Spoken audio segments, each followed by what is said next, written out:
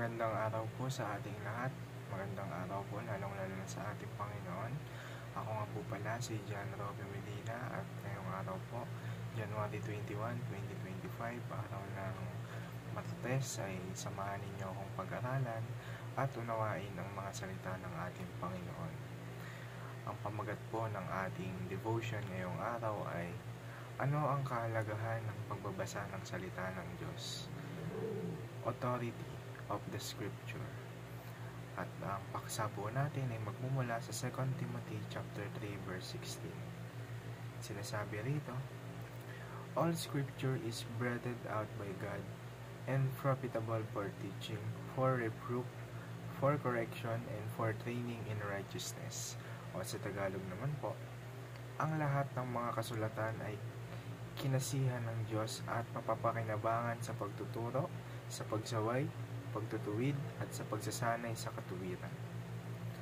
At para naman po sa ating katuruan ngayong araw, unang-una, the Bible is God's revealed truth.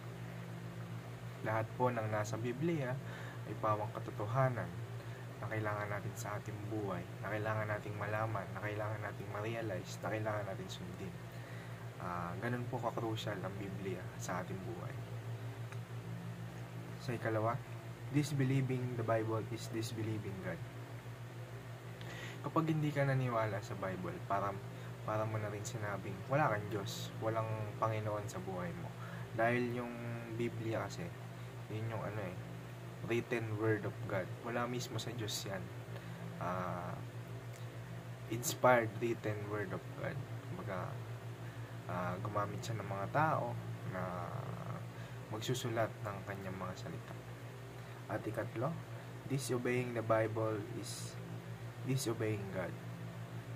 Yung hindi pagsunod sa Biblia, katumbas nito ay hindi maging pagsunod sa ating Panginoon. Gaya nga ng disbelieving the Bible, kung hindi ka naniniwala sa Biblia, hindi ka din naniniwalang may Diyos. Kung hindi mo sinusunod ang Biblia, hindi mo rin sinusunod ang Diyos. At para naman po sa ating applications ngayong araw, una-una, read the Bible daily. Magbasa tayo ng Biblia, magbulay-bulay tayo ng mga salita ng ating Panginoon dahil marami tayong matututunan dyan. Maraming aral, maraming mga kwento na ating matutuklasan at matutungayan. Sa ikalawa, interpret the Bible prayerfully. At ikaw ulit, obey the Bible wholeheartedly. Sundin natin kung ano yung nakasaad sa Biblia ng buong puso, walang pag-aalinlangan.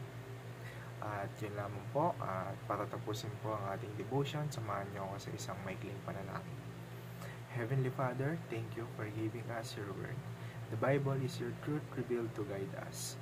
I acknowledge that to disbelieve or disobey your word is to turn away from you. Help me to interpret the Bible properly with wisdom and understanding that comes from your Spirit. Teach me to read it prayerfully with a heart ready to listen and obey. Strengthen my faith so that I may always believe and trust in your word.